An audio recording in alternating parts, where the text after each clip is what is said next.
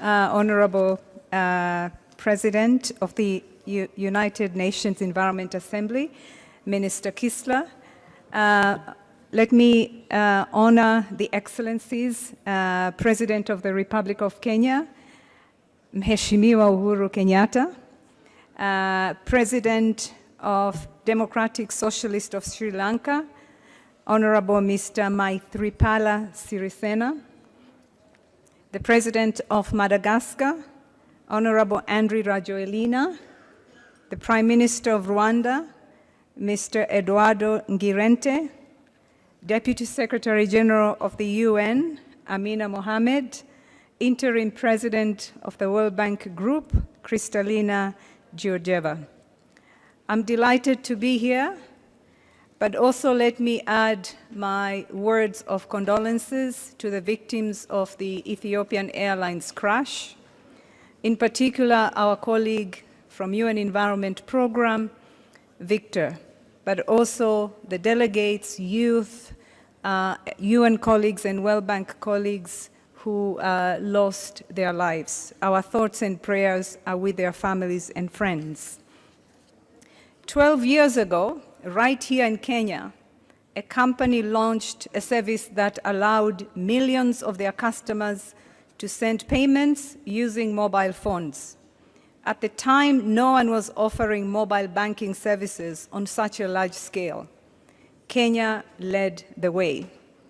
By scaling up a single innovation, the country rapidly emerged as a global leader in financial inclusion, including in rural areas, and touching a number of poor people. Kenya's experience is a powerful example of how a single innovation can transform the way we live and the way our economies function, and equally important, how we can include the marginalized and the underrepresented into a transformation. It is time for all of us in this room and beyond to apply the same level of ingenuity to the environmental challenges that are facing humanity today. We have made progress, and we have a historic opportunity to rise above the doom and gloom narrative, but time is short. We are past pledging and politicking. What is at stake is life and society as we know it.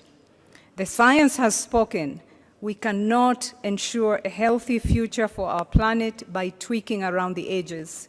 We need to increase fivefold climate action or risk triggering extreme climate impacts. If we focus on just the next few years, we must tackle three complex environmental challenges with courage and resolve: addressing climate change, stopping biodiversity loss, and awakening people everywhere to the size of their environmental footprints. We have an option. The cost of inaction is higher than the cost of action. Too often, we tend to view these challenges as separate and distinct, but in terms of the actions required to tackle them, they are nearly one and the same. Allow me to offer 5 ideas that can build on the transformational examples on how we can address these challenges. First, if we have to stop relying on fossil fuels to power economic growth, we can achieve this by embracing circularity, reducing, reusing, and redesigning everything that we produce and consume.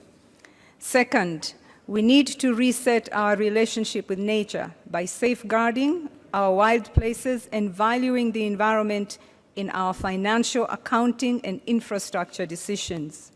Third, we need to rethink how our cities function and plan ahead for an urban future. 4, we need to ensure that people everywhere have access to clean cooling so that they can live comfortably and safely, store food and medicines, and make a difference in global warming. And 5, we need to transform the race for renewable energy into a full-on sprint for humanity. While we may disagree on precise steps we should take, we must never turn our backs on the debate. Now, more than ever, we must show our steadfast resolve to embrace and sustain our system of environmental governance and multilateralism. In this journey to 2030, here in Nairobi, and later this year at the Secretary General's Climate Summit in New York, UN Environment, together with our UN sisters and brothers, is here to support you in making the kinds of changes that our planet needs. At the Environment Assembly, this assembly, let us craft ambitious solutions that compel all of us gathered here to work together with urgency, coherency, and agency. We have a saying in Kiswahili, chombo hakiendi ikiwa kila mtu anapiga makasia yake. A boat does not go forward if each one is rowing his or her own way. Our collective action is needed. As our window of opportunity gets smaller by the hour, each one of us must ask ourselves, what does ambitious climate action look like? For people, for planet, and for posterity, what are we ready to bring to the table? Thank you very much.